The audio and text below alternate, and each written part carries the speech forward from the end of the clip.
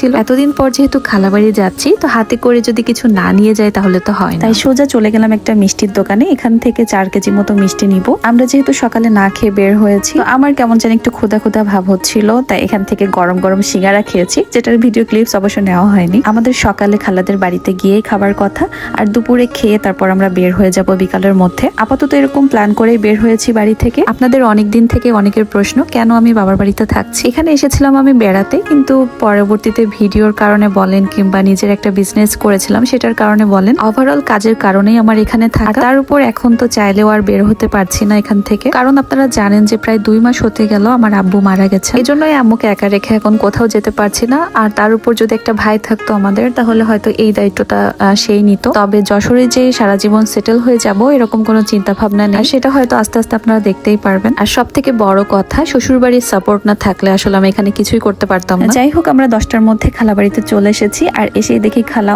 অনেক রান্না করেছে। আমার পছন্দের ভুড়ি ভাজি দিয়ে আমি 1 প্লেট ভাত খেয়েছি খুব তৃপ্তি।